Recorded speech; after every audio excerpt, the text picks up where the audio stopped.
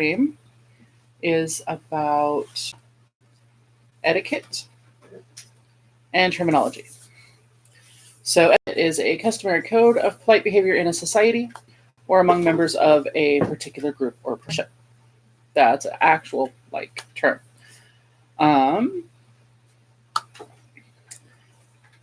Okay.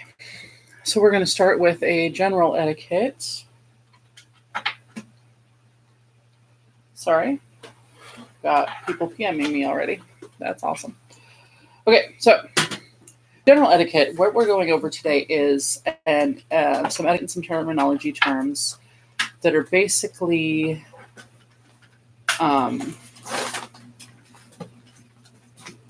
terms to help understand what I talk about in future streams.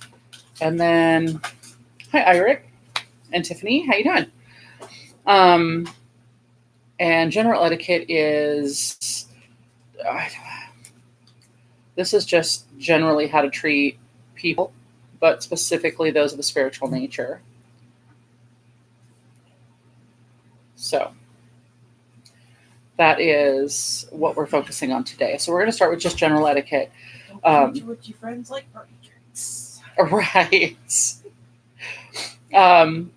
If you didn't miss that, my apprentice mercenary, don't treat your friends like party tricks. That is a very good etiquette lesson. But we start with don't preach out of turn. Yeah, you can tell people about it if they want to know, but no belief, Christianity, pagan, spiritualist, Buddhist, I don't care what you believe. Nothing benefits by being forced down other people's throat. This is just basic etiquette. It's a huge no-no to identify anyone of any group to somebody who you're not positive they already know about. In any type of spirituality. Don't even go, and don't bring that up to Bob. He's Christian. Don't out people. I don't care what you're outing them about. Just don't do it. It's not polite. So there's that. And you never know what cultures are being persecuted or beliefs are being persecuted in what situations. So I was out for a long, long time in my friends group. But according to my family and my mother, who was very heavily Mormon, that's what she told people. I was still very Christian in her world, in her mind. I mean, I never went to church and I never did anything, but there you go. So, yeah, that's don't out people of any kind in any way. Don't share information that's not yours to share. Don't assume that because Jane Doe knows that Bob's a witch, that everyone in Jane Doe's circle knows that Bob's a witch. I guess this is the same as not outing people, but I used to have open coven meetings at my house, and that all came to a screeching halt one day when my then 5-year-old oldest son got in a fight with a neighbor kid and outed me to the entire neighborhood by shrieking, "If you're not nice to me, my mommy's a witch and she'll hex you." So suddenly all the kids in the neighborhood were afraid of our house. Hi, Vonna. We were just telling the story of Macarius and the don't mess with me, mommy's a witch and she'll hex you. So people come out of the broom closet in stages. Not all of us come screaming out all at once. So be very careful because, our streams will pretty much be focused on me for that reason. Not all of my students are able to come out fully. So, there will be names used. There will be not real names used for this reason. Copy Mercy. It's Mercy, which is That's going to be a whole thing, and we're going to have to talk about that. Mercy comes to Salem. Okay, so I think our Apocalypse Mom references will get that. That's there should be a story. There, totally side tangent. There was an episode of Castle Rock which I have not caught on yet, but it's titled "Mercy Comes to Castle Rock," and I went, "Oh my gosh!" And now I have to catch up on Castle Rock to find out. Okay, there we go. Sorry. If by accident you are talking to someone through the grapevine and you were overheard and you believe you may have outed someone, etiquette says you call that someone and you let them know so that they are able to do damage control, so that they are able to go, yeah, I don't know why they think that about me, or, yeah, this is me, deal with it, however they choose to do it. But if you think you've outed someone and you don't think they're ready to be outed, they deserve to know. Super important. So please, please, please give them the opportunity. Be aware of the space that you take up. For most of us, and I include myself in this, this can mean moderating my volume, my intensity, leaving equal time for others to speak, which I do not do well. This is just a fact. Using gentle body language, sharing my leadership, decision making, this kind of thing. For others, though, it can also mean taking the risk to speak out, to stand up, to create space. So not only do you need to leave room for other people to create their own space, we should encourage those who are not always able to create their own space. I have a lot of introverted friends, and I still struggle daily with the idea that I should let them stand up for themselves, because I know a lot of them start to speak and I go, what they mean is, and I answer questions for them, and I jump into conversations and tell other people what they should or shouldn't mean. And I don't mean to. It's just this extroverted part of me needs to be so extroverted that I need to be aware of the space I create, I take up. The most important piece of etiquette that I believe, hands down, not everything is magic. Sometimes bad things happen to good people. Sometimes things are a coincidence. If you live on the third story of your apartment building and you hear something knock on your window, check and see if there's a tree leaf, tree branches, birds. Do not tell your friend evil spirits are after her. Words have power. They can affect us as much as physical contact. Thank you. That is very fact. That is fact. Do not tell your friend, and this goes back to the don't treat your friends like party favors. Do not tell your friends, no, dude, you're totally haunted. I've got a friend who can take care of that for you. Don't do that. It's not funny. It's super annoying, and I charge people now. Yeah, that is, that's a thing.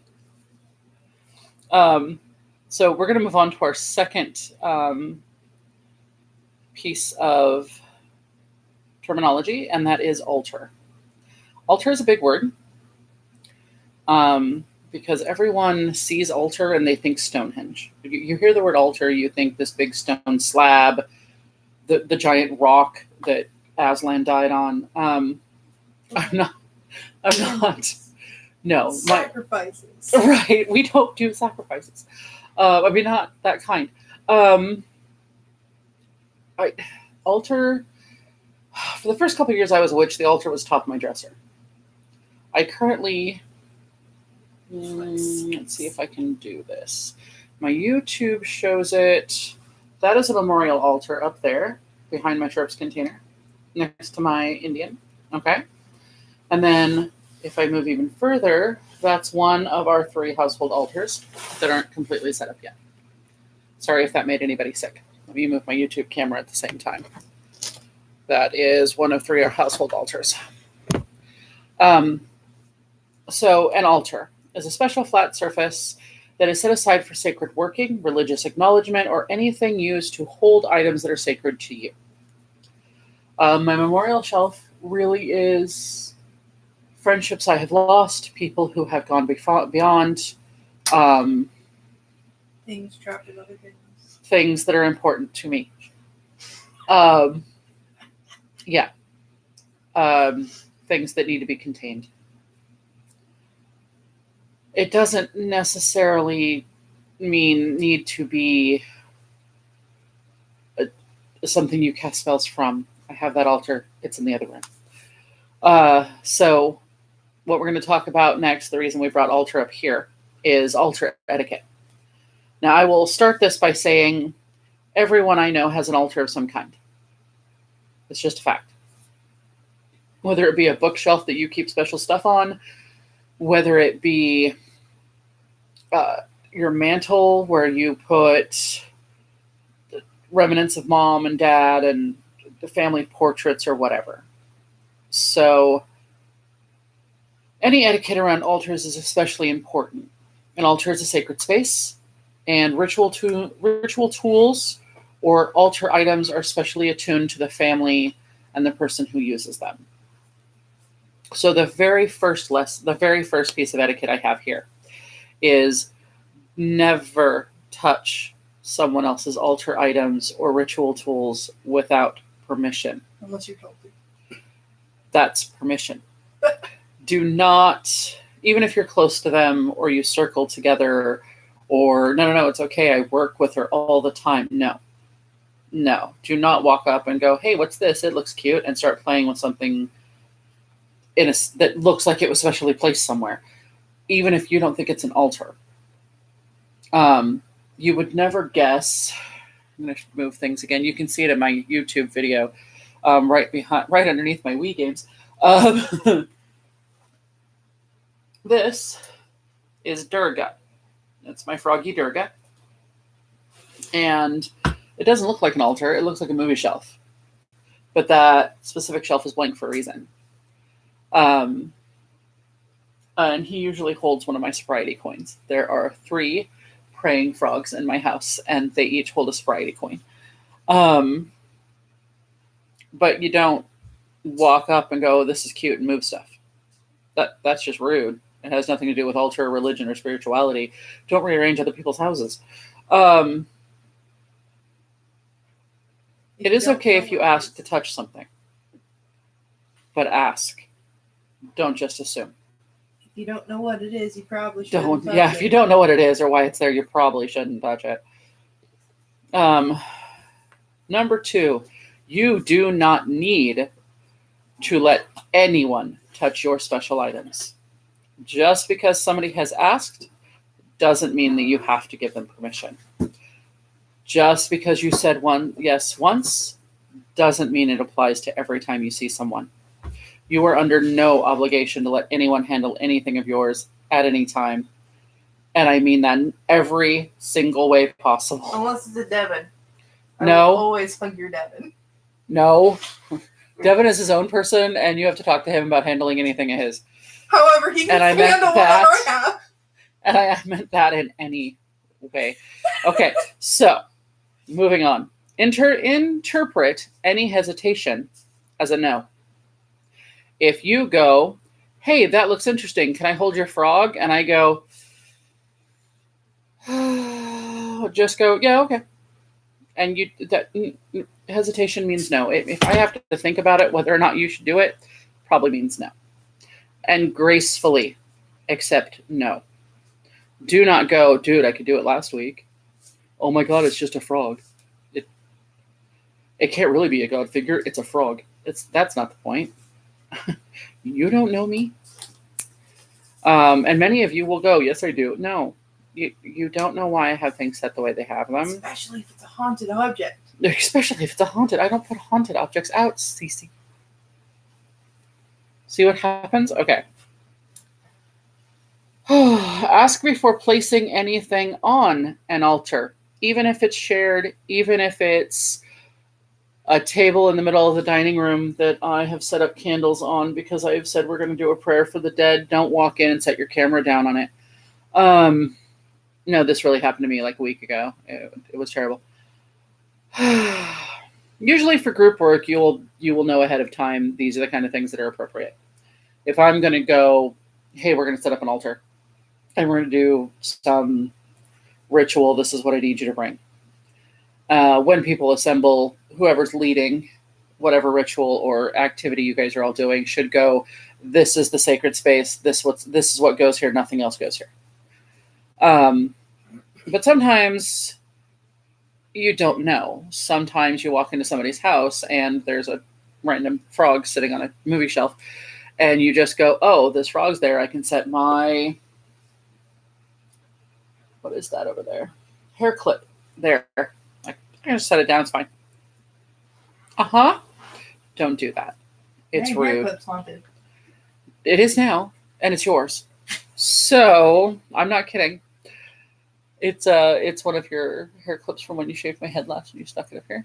It's yours now. Somebody took it out and just set it on the shelf, and I was like, I appreciate you attempting to help me clean. However, hair stuff has a specific place in my house. Oh gosh. Okay, so I have connection. No. Come on. Okay. So my Facebook just lost connection, so we're just going to pause for a minute on my YouTube video while I try to figure out what's happening to my internet. Because my internet says I have great stuff, but my Facebook is telling me no. And that is super not okay. Cancel. Please reconnect. Please. Okay, cool. I will end and start again, I guess. Now you'll be able to choose. Done. And go away. And go away. And live video. I'm really sorry, everybody. Okay. Week number 2 again. Hopefully we'll get our viewers back. That's upsetting. Very sorry about that. Hopefully I get my viewers back. My internet just dropped. Only on Facebook. Because my YouTube stream is going strong. So there we go. That's great. I see I have someone watching on my YouTube. Hi. It doesn't tell me who you are, so you should say something. So yeah, hopefully I get my Facebook people back here in a minute. But I'm going to keep moving, and they can catch on. Yay, you came back. Sorry, the internet dropped, but only on my Facebook. It just did that to me for no reason. So we were talking about altars and group work and how you should not just assume that you can put anything on an altar because you can. Please don't. The next piece of etiquette. Don't take pictures. We live in a modern world where every phone has a camera in it, and we just snap pictures and post it all over social media. Outside of spirituality, that's rude. Inside of spirituality, don't walk into my house and just start taking pictures of it. It frustrates me, and it causes me problems when other people do it, and I like to know when people are taking pictures of my stuff. I like to know if people are taking pictures of me and posting it on social media and tagging me. It happens all the time. So please, if you're going to take pictures of an altar, if you're going to take pictures of a ritual, if you're going to take pictures of someone, anyone, ask. Have permission. And do not tag them in social media unless you've asked in advance, especially if you're in a ritual or doing something magic-y, because again, this goes back to the don't out your friends. And next, piece of etiquette. If you're under 18, heck, if you're under 16, do not expect to participate in a ritual or get involved with witchy things, talk about spirituality, religion, whatever, without informing the people you're talking to, the people you're working with of your age, and getting permission so that they can speak to your parents. This becomes a legal issue. This can be super serious. I know that kids go, oh God, I can't tell my parents I'm doing this. Well, if you can't tell your parents you're doing that, you probably, one, shouldn't be doing it. Or 2, need to wait. You don't want to get other people in trouble because you're wanting to experiment with things you know your parents aren't going to be okay with. And then what happens when your parents find out? And then they are accusing said teacher of corrupting their children and throwing their children out of houses. And then suddenly I have, students go knocking on my door going, I need a place to live because my mom threw me out because you taught me to be a witch. I don't like it. Eric, you found us back. That's nice. Yeah. So, quick rundown. Don't touch other people's stuff. Don't out people. Don't put your stuff on other people's stuff. If you're under 18, ask permission. Get permission from your parents, your adults, whatever. Generally, treat people the way you want to be treated. It's important. We're going to go over some terminology. Just basic. This is super, super basic. If there are terms that you've heard in, I can't believe I'm saying this, but if there are terms you've heard in Charmed or movies, witchcraft articles, whatever, leave them in the comments. PM me, email me, ask me in person, whatever. I'll do another terminology eventually. There's so much terminology that it's so hard to just put it out there in one video without, I'm going to spend 4 hours in front of this conglomeration of computers. I thought about doing this weird Inception thing where you guys were the two computers were recording each other, and then I decided not to be mean. So, these are in no way in order because I didn't do it. We're going to start with call because last week we called corners, and that's when I realized that I hadn't gone over terminology, and that's a problem. So anytime you call, you're invoking something. You're invoking elements, you're invoking the divine, you're invoking the universal, whatever it is that you believe in that you call to, you're calling to you. And then we go to corners. These are the 5 points of the circle. I understand the circle's around, still has 5 points. And that creates a sacred space. This is, each of the 5 points coordinate with an element and a direction, with the center being reserved for the divine or the universal, the collective, the whatever you believe is there. The circle itself is, if you start in the east and you go all the way around the 4 elements back to the east before coming to the center, you create a dome. We also believe in the theory as above, so below, so that dome becomes a full bubble of a circle, creating sacred space. This is created for rituals, for spiritual working. You do not want to call the corners and create a magical circle and leave it. That, again, becomes etiquette. You have called energies, entities, depending on belief systems, to come and watch over this sacred space, to then leave the sacred space and leave these entities there, these energies there. Is kind of presumptuous of you. Hi, April. So if you're going to call the sacred space and you're going to call the circle, make sure you release them. You don't want to just assume that they're just going to be there for your turn to do it. I don't like it. Okay, consecration. This is to cleanse or bless. Okay, sorry. I had another internet blip.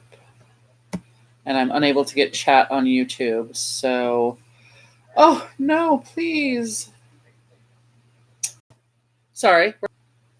Will you go ask the gentleman to make sure that the router is in a secure location?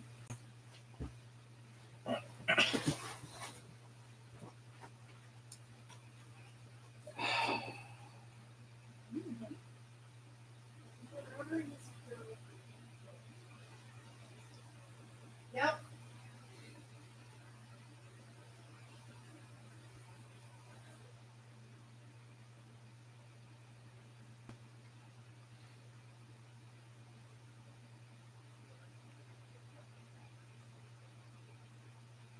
Sorry about that.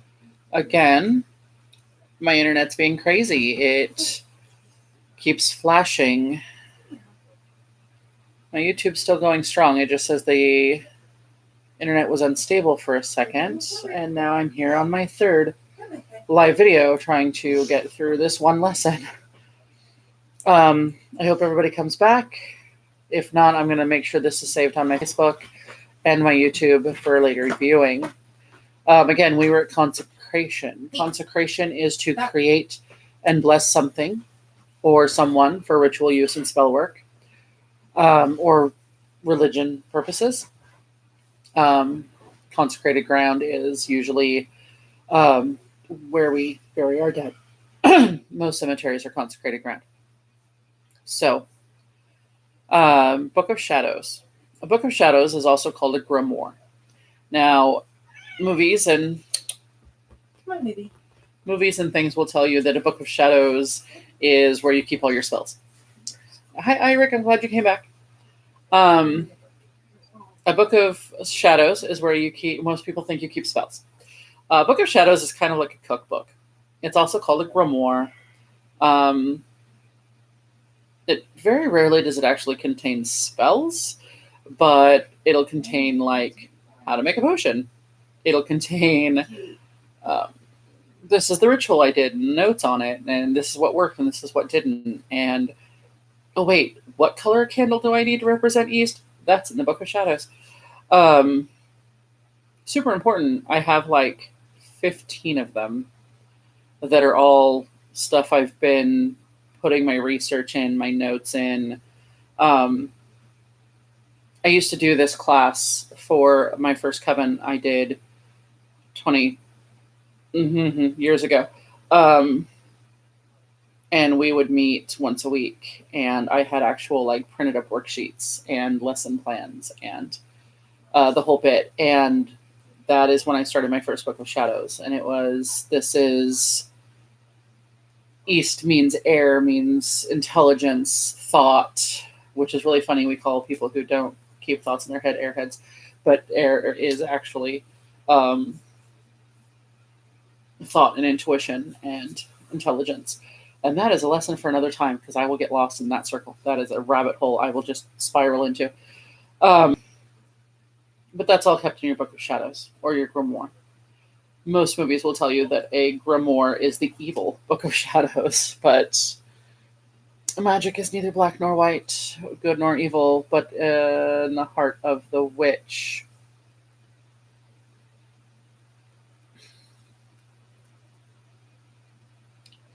Can you find that controller over there and push pause again? Sorry, we had a game paused and it just suddenly turned back on out of nowhere. I'm having such a great night. I think that maybe we should start saging the house before we do these every Sunday.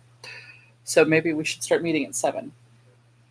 Okay. And we'll do a full hour of prep and then we'll do this, because literally we just had things turn on randomly through my house.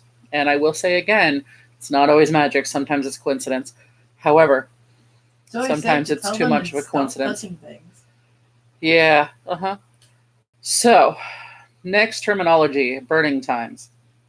Burning Times is important to me. It's my favorite song. It's a great song. It's by Rumors of the Big Wave. You should listen to it.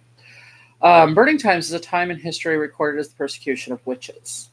It is also known as the Inquisition. It was known as Salem witch trials. These are all part of Burning Times. It is what a lot of people still fear. I had to think long and hard about streaming this lesson, because I worry. I have kids. Okay, cleansing. You cleanse things to remove the negative energy, vibration, or images from an object, place, or thing by using positive energy to combat it. That being said, if I'm going to cleanse my altar items or my ritual items, I use soap, as well as positive energies. And I work these, when I cleanse them in a circle of sacred space after I've called my corners, see how all this kind of blends together. And then I consecrate them, which leads me to my two next, these are very important definitions, terminology. It is docile, which is clockwise motions meant to invoke energies and entities.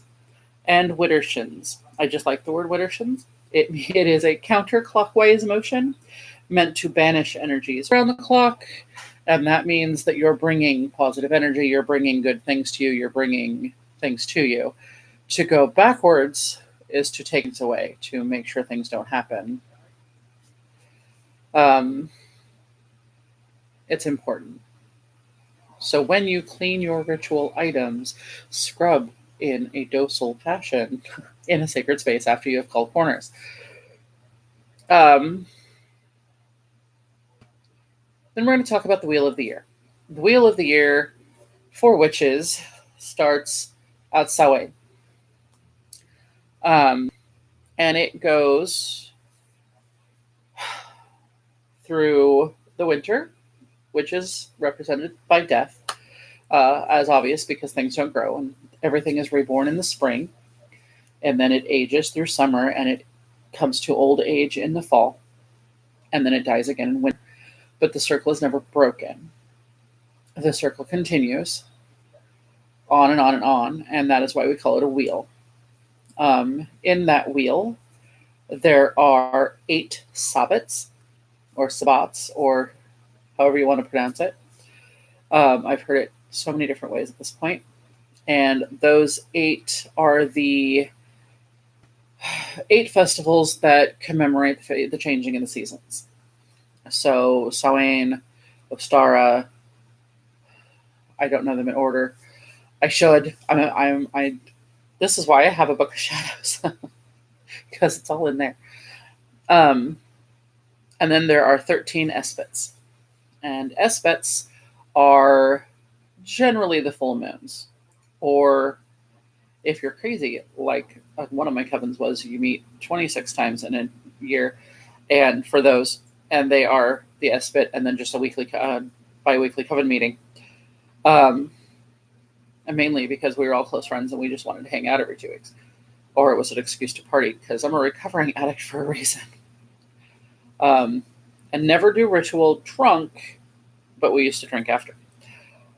The sabbats, the espets, just quickly so I don't lose internet too badly. And yeah, okay. Then we have tarot cards, which I hope everybody knows what a tarot card is. It is a deck of cards, usually 72 cards 72. in the deck. They are broke up between the minor arcana and the major arcana. The minor arcana kind of developed into playing cards. But don't play poker with your tarot cards. It's a bad plan. And the major arcana is kind of the higher suits. Not like the king, queen, jack. That's in the minor arcana. But I think it was 21 jokers. These are the high influence cards in the arcana that tell you major things about your life. And tarot cards are used for, of course, divination. Now, divination, people will tell you this is looking into the future, this is looking into the spirit world. Divination is anything that looks beyond the material. So past, present, future, motive,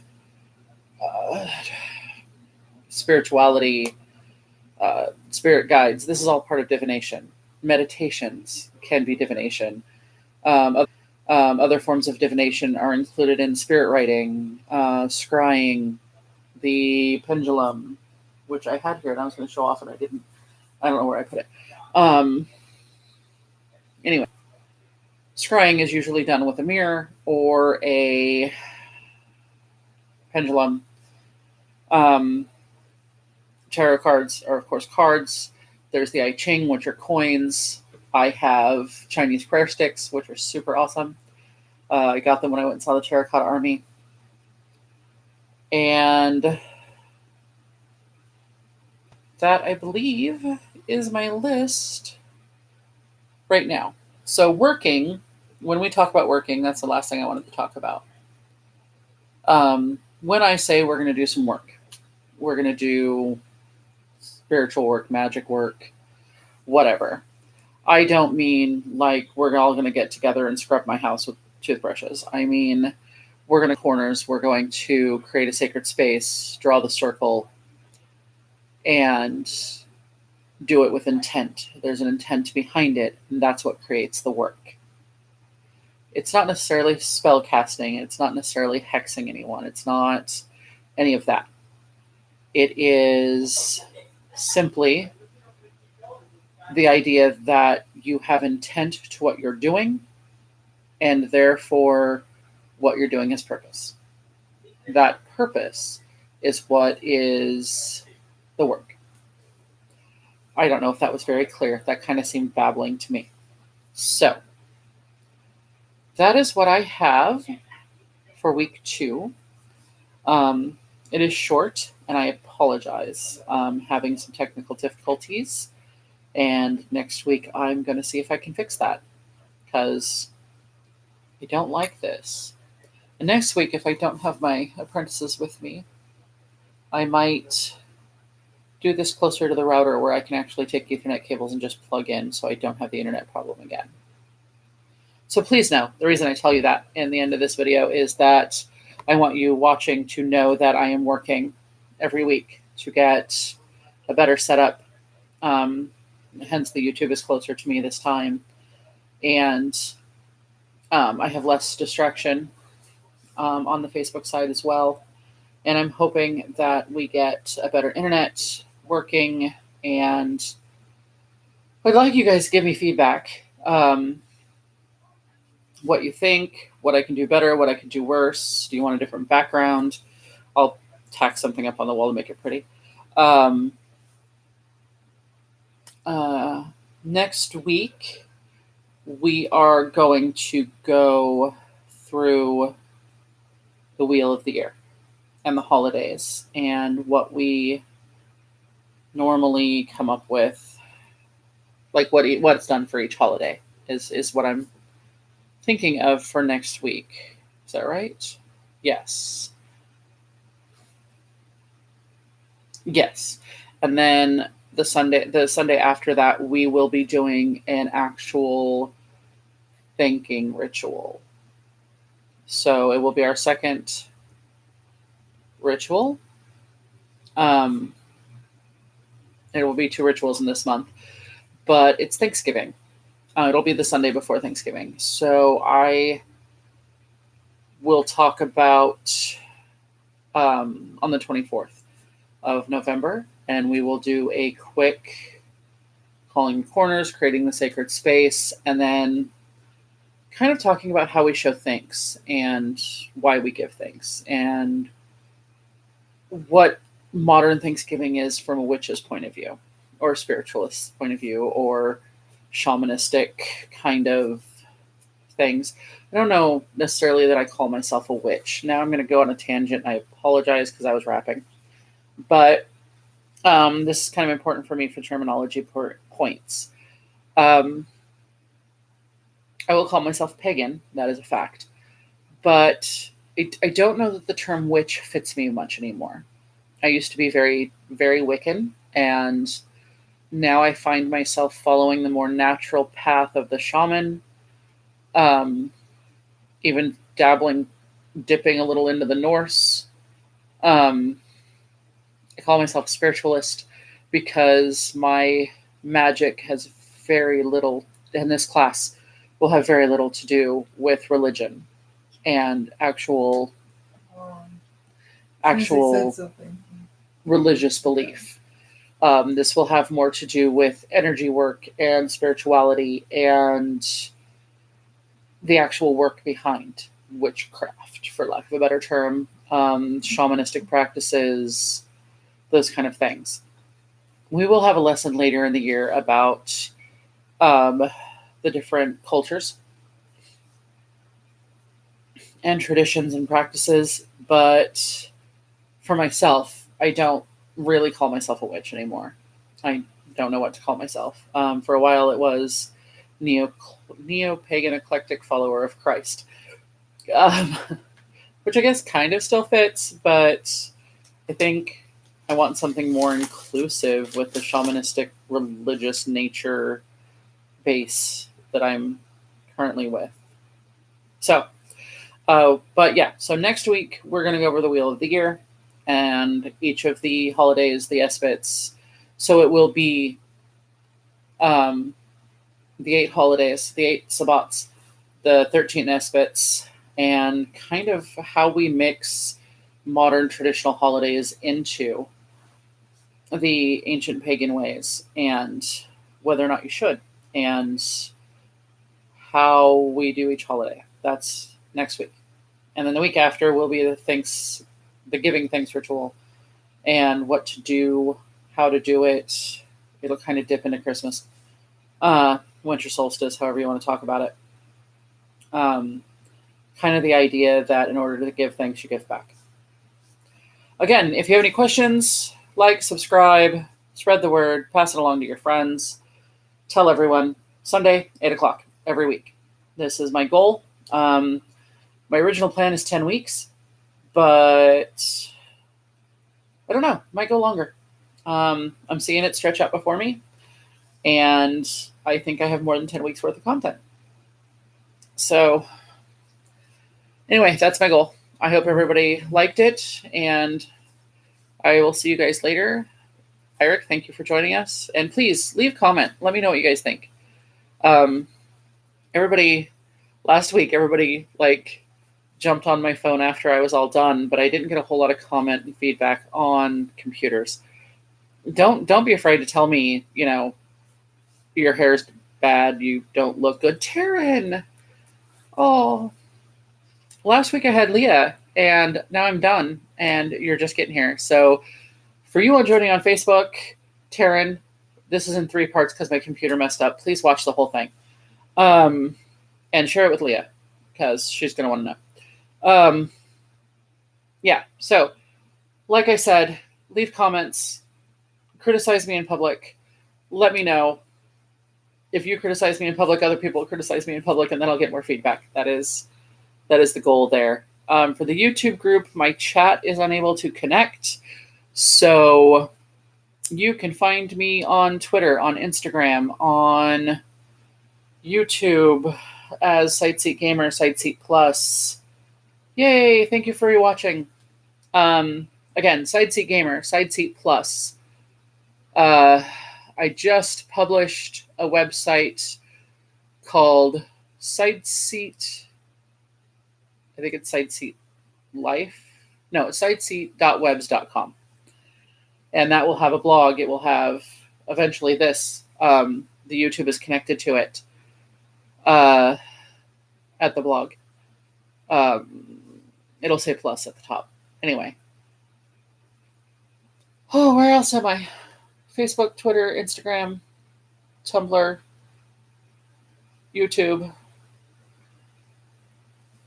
If you have social media connections and you think I should be on a different social media, let me know. LinkedIn. Send me. Oh, I am in LinkedIn under Kate Lewis. No, Katrina McMurray. Hi, Candy.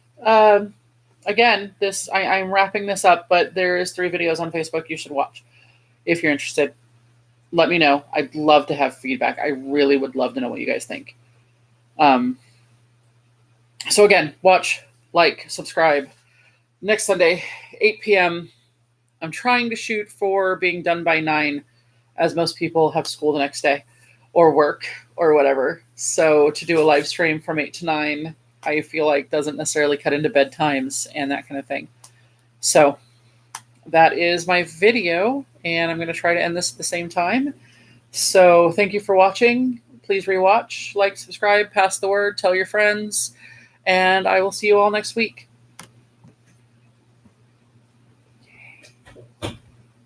Thank you.